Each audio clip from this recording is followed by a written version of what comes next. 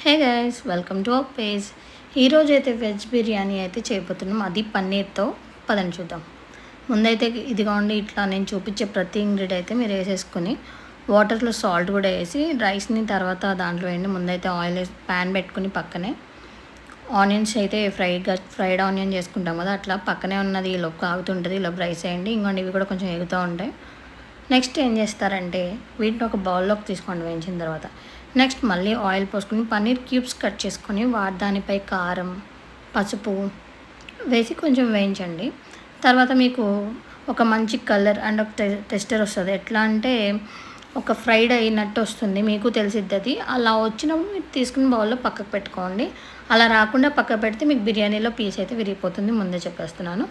Next మళ్ళీ అదే ప్యాన్లో కొంచెం ఆయిల్ పోసి ఫ్రైడ్ ఆనియన్స్ ఇందాక కొంచెం తీసుకొని టమాటో వేసి అల్లం వెల్లుల్లి పేస్ట్ వేసుకొని దీన్ని కొంచెం కదపడినట్టు ఇది కొంచెం దగ్గర అవుతుందన్నప్పుడు ఉప్పు కారం వేసుకోండి. నెక్స్ట్ పచ్చిమిరపకాయలని 2 ఆర్ 3 మీ కారం తగ్గ వేసుకుని వాటిని కూడా ముందు ఆయిల్లో వేయొద్దు, తర్వాత వేయండి. తర్వాత కర్డ్ వేయండి.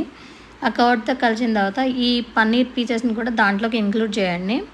ఆ తర్వాత బాగా వీటన్నిటిని బాగా మిక్స్ చేసి ఒక 5 మినిట్స్ వదిలేయండి దానిపైనే. తర్వాత ఇలా రైస్ కూడా కుక్ అయిపోతుంది మనకు పక్కన. ఒక 80% కుక్ అవ్వాలి.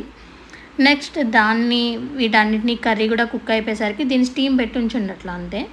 నెక్స్ట్ ఇలా గీ రాయండి, ఒక ప్యాన్కి మొత్తం గీ రాసుకోండి ఒక బౌల్లో. ఆ తర్వాత ఇదిగోండి నేను రాసే విధానంగా అయితే రాసుకోండి, లేదా హీట్ చేసినా పర్లేదు. ప్యాన్కి హీట్ చేస్తే మొత్తం అయితే అవుతుంది. నెక్స్ట్ రైస్ వేయండి కింద. ఆ తర్వాత మళ్ళీ ఒక లేయర్ ఆఫ్ కర్రీ వేసేయండి.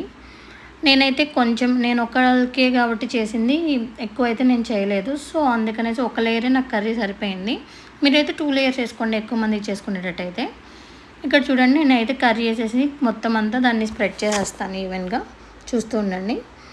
ఆ తర్వాత స్ప్రెడ్ చేసిన తర్వాత మీకు కూడా ఈవెన్గా ఉండాలి, మొత్తం అంతా కింద వరకు వెళ్ళాలి ఆయిల్ అన్నీ కూడా. ఆ తర్వాత మళ్ళీ పైన రైస్ వేసి మళ్ళీ ఈవెన్గా స్ప్రెడ్ చేసుకోండి, లేకపోతే పట్టదు. పైన కొంచెం కొత్తిమీర, మళ్ళీ ఫ్రైడ్ ఆనియన్స్ బాగా వేసేసి దీన్ని ఇప్పుడు ఒక ఫాయిల్ పేపర్ ఉంటే ఫాయిల్ పేపర్, లేదంటే ఇట్లా బటర్ పేపర్ ఉంటే బటర్ పేపర్ పెట్టి దాన్ని స్టీమ్కి రెడీ చేయండి. ఇప్పుడు గ్యాస్ ఆన్ చేసి మన దగ్గర ఇట్లా అట్ల పెనాలు ఉంటాయి కదా, అట్ల పెనం పెట్టి దాన్ని కొంచెం హీట్ ఎక్కనిచ్చిన తర్వాత ఈ ప్యాన్ ఏదైతే, ఈ బౌల్ ఏదైతే మనం పెట్టుకుంటున్నాం దానిపైన పెట్టండి. ఒక 10 to 15 మినిట్స్ అయితే హీట్ అవనివ్వండి. దాని నుంచి వచ్చే ఆవిరి పోకుండానే మనం ఈ పేపర్ అయితే పెడతాం దాంట్లో. ఇదిగోండి మనం వేడి బిర్యానీ అయితే రెడీ అయిపోయింది. సో చూద్దాం పదండి ఎలా వచ్చిందనేది. కిందని చూస్తుంటే ఆ టెక్స్చర్ నాకైతే బీభత్సంగా నచ్చింది.